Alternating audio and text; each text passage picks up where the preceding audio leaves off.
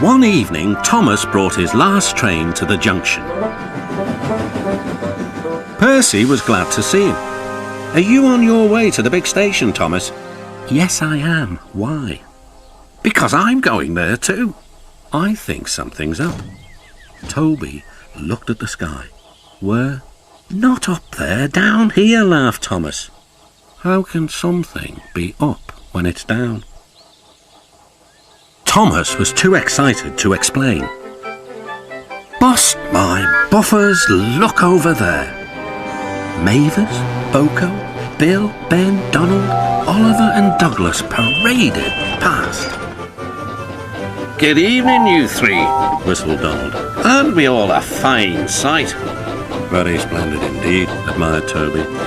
"But sorry we can't stop. The Fat Controller wants us all together at the station." "What is this about?" asked Thomas. "The Fat Controller has a plan," answered his driver. "Come on."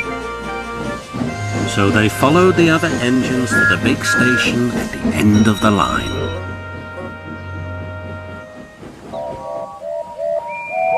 "Hold it!" called the Fat Controller.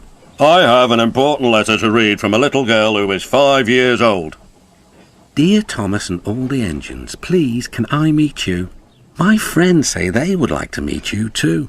You could come to my house for tea, but my mummy says there aren't any railway tracks to my house. Can you come to the station instead? Thank you very much." "It seems," continued the Fat Controller, "that there are many girls and boys who would like to meet you. Therefore, we are all going to the big city far away." "Hooray! Hooray!" the engines whistled. "Silent!" called the Fat Controller. "Other engines will be working here while you are away, so please show them what to do." As Annie and Clarabelle were going to the big city too, Thomas and Oliver practiced with some other coaches.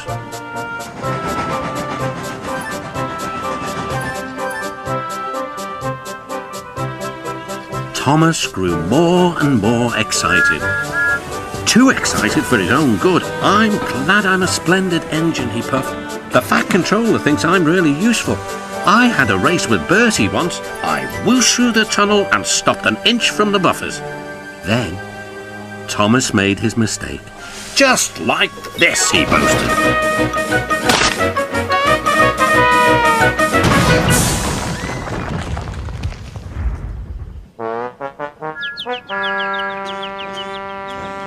No one was hurt, but Thomas's front was badly bent. They telephoned to the Fat Controller. "I'll send up the workmen," he said. "But if they can't mend Thomas in time, we'll have to go to the big city without him." Poor Thomas. 8 o'clock next morning. The engines waited at the junction. Toby and Percy were each on a truck, and Duck had pushed them into place behind Edward. Gordon, James and Henry were waiting to lead off. They whistled impatiently. The Fat Controller looked at his watch. "I'll wait one more minute for Thomas, then we have to go."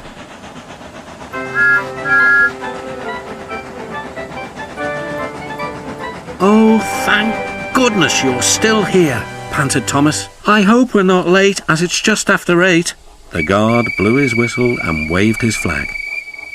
The engines cheered. "Look out, big city, here we come!" And the cavalcade puffed away.